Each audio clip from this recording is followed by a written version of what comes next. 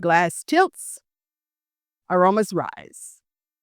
And suddenly, you're not just tasting wine, you're traveling the world of wine.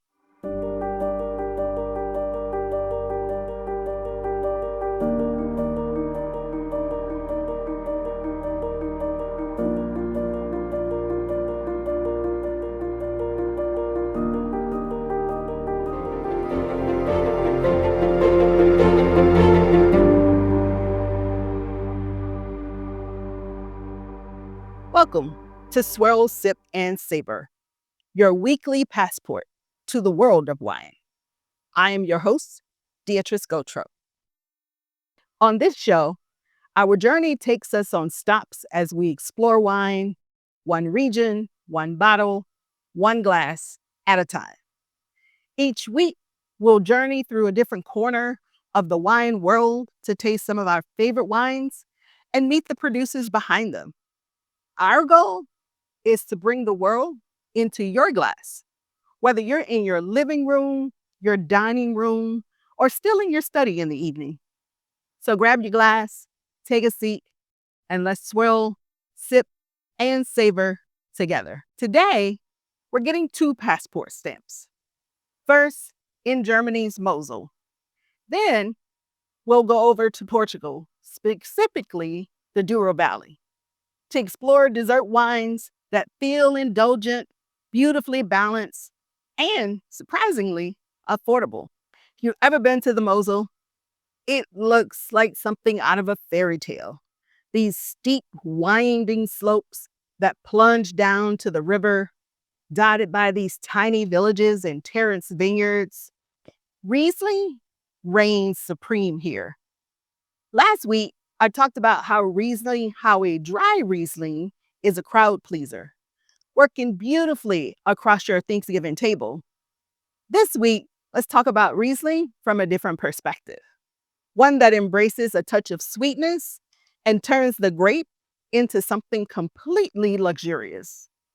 To guide us, we're going to pour Dr. Loosen's Erdener Treppchen Riesling Spätlese.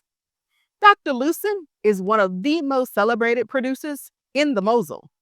And this vineyard, Erdener Treppchen, or the Little Staircase, climbs red slate terraces above the Mosel River.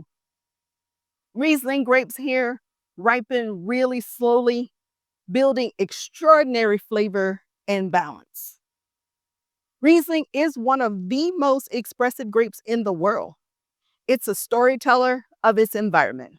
And in the Mosel, where the soils are slate and the climate is cool, Riesling produces wines that are light, aromatic, and full of tension between the sweetness and the acidity. To understand where Spätlese fits, let's talk a little bit about Germany's classification system. It's called the Prädikat system. It starts with Cabinet. It's the lightest and most delicate in the system. Then comes Spätlese, which literally means late harvest. It's where the grapes stay on the vine longer to develop more sugar and flavor. Above that sit Auslese, made from carefully hand-selected riper bunches, followed by Barren Auslese and then Trockenbeeren Auslese. These are intensely sweet dessert wines from maturitized grapes. And finally, there's ice wine, which is made from grapes frozen on the vine. Spätlese falls beautifully in the middle, rich and flavorful, yet still fresh and bright. If you pour a glass, you'll notice how it glows. A brilliant pale gold with just a hint of green. Lift it to your nose, and you're met with aromas of apricot, honey, a lime zest, touch of wet slate, which is the minerality signature that the Mosel is known for. On the palate, it's silky and energetic, layers of peach and citrus and honey, balanced by that acidity. The sweetness lingers, but it's never heavy. It's the kind of wine, when you drink it, you just pause for a second to savor that sip. Late-Harvest Riesling is one of the most flexible dessert wines around. Try it with fruit tarts, apple, pear, peach. The citrus brightness lifts every bite. For a savory twist, serve it with a creamy blue cheese or a triple cream brie. The salty and sweet contrast, irresistible. Think lemon cheesecake or almond cake for something simple and elegant, matches perfectly with the wine's honeyed profile. It's also lovely encore for Thanksgiving leftovers. A sliver of pumpkin pie the next day with a glass of this, priceless. Just a small luxury to enjoy after Thanksgiving. This Riesling usually retails around 25, $30, which is an exceptional value for this pedigree of wine. Now, let's head over to the south, to warmer air, terrace vineyards, and a completely different kind of sweetness. We're going to journey over to Portugal, Douro Valley. The Douro Valley is one of the oldest demarcated wine regions in the world. Breathtaking landscape carved by the Douro River, where terraces of schist and granite stretch across the hillsides.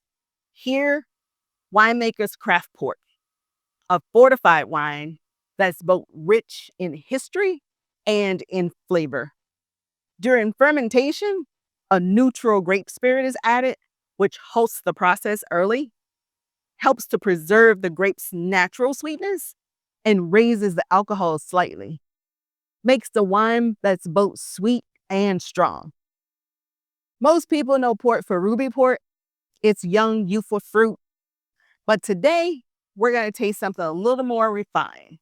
Graham's 10-year-old Tawny Port.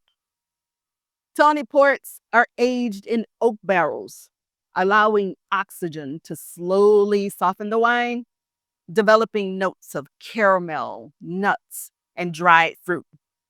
This 10-year expression is a perfect balance. It's approachable, it's elegant, it's endlessly comforting. I'm actually going to wrap up in a blanket tonight in front of this fireplace with a glass of it. Ports are typically not made from one grape.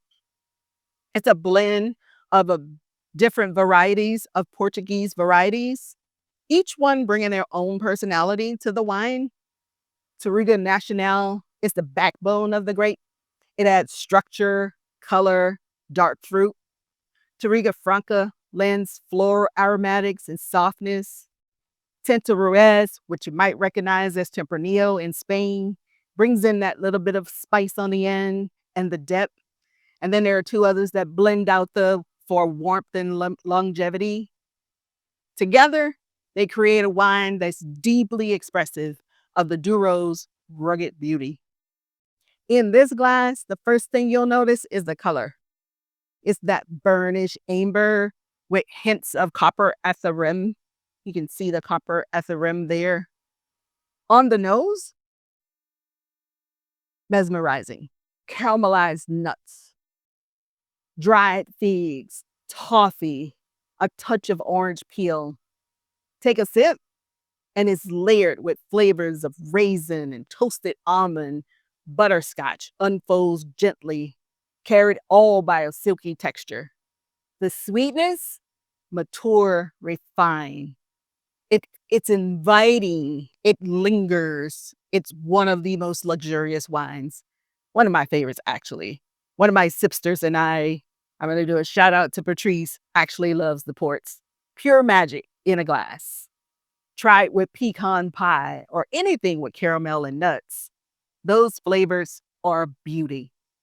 It's also great with aged cheese, manchego, parmesan. The saltiness of the cheese enhances the wine's sweetness and complexity. And if you're going to just skip dessert, just pour a glass and enjoy it by itself. Tawny Port, dessert in a glass.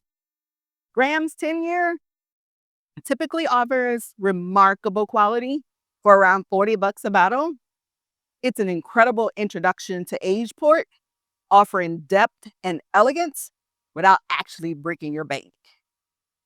So if you're exploring, looking for a 10-year Tawny, check out Graham's 10-year. It's amazing and you will absolutely enjoy it.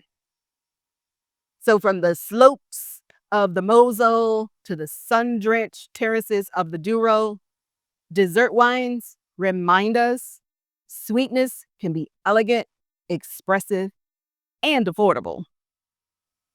Quick tip for you. Did you know that port was originally fortified to survive the long sea voyages to England?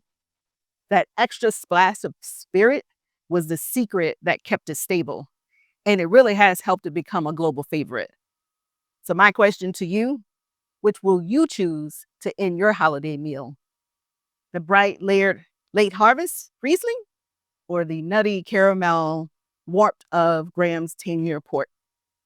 Drop your answer in the comments and let me know, and I'll share my pick in next week's episode of our holiday wine series where we talk about wines for the Christmas table. That one's going to be a good one. If you haven't already subscribed to our channel, go ahead, click that button at the bottom so you can get your passport stamp with us, not just next week, but as we continue this journey across different corners of the wine world. And that's it for today's journey on Swirl, Sip, and Savor. Next week, join us for Christmas dinner wines. But until then, the world awaits at the rim of your glass.